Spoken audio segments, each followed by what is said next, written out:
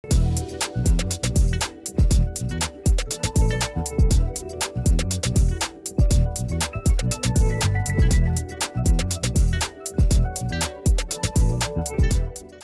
grande vantagem dos relés digitais, que os relés antigos não tinham, é que essas curvas aqui, hoje elas são regidas por uma equação matemática. Antigamente, o fabricante fazia uma curva, só ele fazia aquela curva. Você pegava uma Westinghouse, por exemplo, é assim, pegava uma GE, é meia diferente. Pegava, sei lá, uma Engro, era diferente. Então não tinha uma padronização de fabricante. Hoje, uma grande vantagem é que se você usar uma normal inversa de um fabricante, vai, GE, Westinghouse, qualquer uma dessas aí, tá? Você vai ter sempre a mesma equação. Qualquer relé hoje digital no mercado, seja nacional, seja estrangeiro, ele obedece sempre a mesma equação. Então, se eu falar de um fabricante ANI e trocar de fabricante, a curva vai ser a mesma. Antigamente não acontecia isso. Eu ficava preso no fabricante. Hoje eu não preciso ficar preso no fabricante. Eu posso trocar de um fabricante A para um fabricante B, que a curva é a mesma. Essa é uma vantagem dos relés digitais, que eles estão presos a uma equação desse tipo aqui, ó. Essas três curvas aqui são desse tipo. Na verdade, existem vários tipos de curva. Existe hoje uma infinidade de curvas, até a curva do usuário. Se você não gostar de usar essas curvas padrões, você pode inventar uma curva sua. Você escreve uma equação lá e ele obedece àquela equação matemática que você escreveu. Mas as tradicionais são essas, que normalmente nós usamos no trabalho. É a normal inversa, muito inversa, extremamente inversa e a tempo definido, tá? Então, se você olhar a equação, ela relaciona o tempo com a corrente. Para uma certa corrente, eu calculo o tempo de disparo do relé. Basta entrar com a corrente aqui, fazer esses cálculos, você acha o tempo de disparo. É isso que relaciona essa equação. Para toda a corrente que entra no relé, eu acho o tempo de atuação do relé. Só que eles têm alguns parâmetros, tá?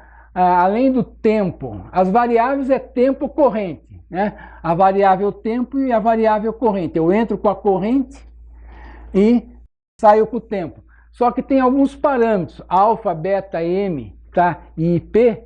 Esse alfa e beta é o tipo de curva. Quando você quer uma curva desse tipo, aqui, você informa para o relé, eu quero uma curva do tipo NI. Aí quando você indica para o relé que você quer uma curva NI, ele pega, faz alfa igual a 0,14 e faz o beta igual a 0,02. Ele já põe esses números na memória lá. Se você virar um botãozinho lá no relé, eu não quero a curva NI, eu quero a curva MI. Aí não faz mal, é o mesmo relé, na hora que você virou o botãozinho lá, ele tira o alfa, esse põe esse.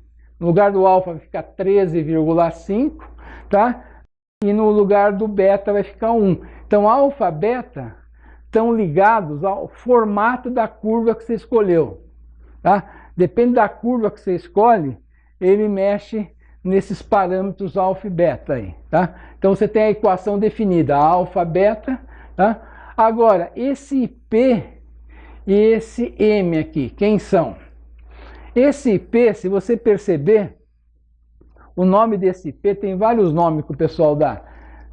O nome mais antigo que se dava ao IP era o TAP do relé. Né? O TAP do relé, ou o I de partida, P de partida, I de partida do relé, ou também IS, aparece aí de start do relé. O IP é a primeira corrente que o relé vai atuar. Se eu escolher, por exemplo, IP igual a 10 no relé, a partir de 10 amperes ele atua. Antes de 10 amperes não atua, por isso é chamada corrente de partida do relé. Ou seja, se você põe IP igual a 10 aqui, e passa 10 amperes no relé, 10 sobre 10 dá quanto? 10 sobre 10 dá 1. 1 menos 1, 0, divisão por 0, ou seja, tempo infinito. Para mostrar que só atua o relé matematicamente quando a corrente for maior que o IP. Então o IP é o start do relé, é o início pelo qual a corrente vai começar a disparar o relé. Graficamente, esse P estaria mais ou menos aqui, ó. Daqui para cá o relé atua, daqui para lá o relé não atua. Então o IP, que é o chamado TAP do relé, é a corrente a partir do qual você quer que ele desarme.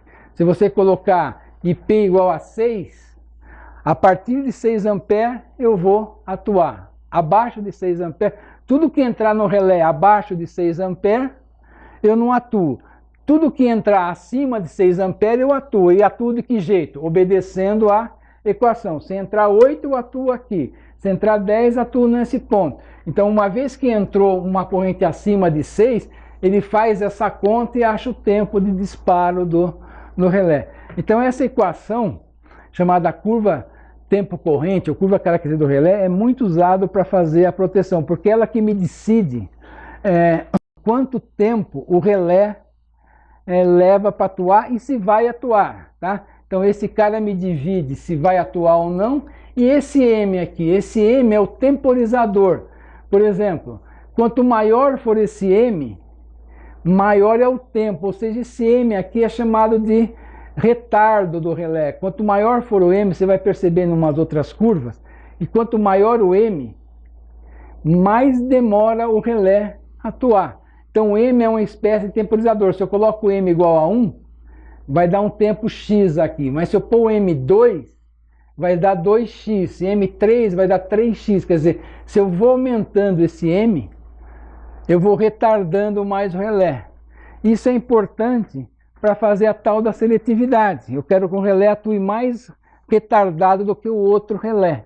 Então é aí que eu vou controlar um relé em relação ao outro. Então o M é o retardo do relé, tá? E esse P é a partir de quando o relé vai atuar.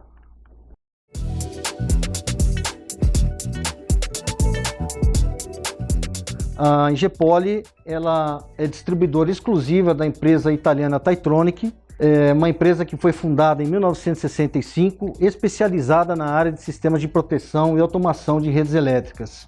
A Taitronic ela está localizada no norte da Itália, com área de pesquisa, desenvolvimento, atividades comerciais situada em Milão, e a fábrica situada na cidade de Pádua, também no norte da Itália.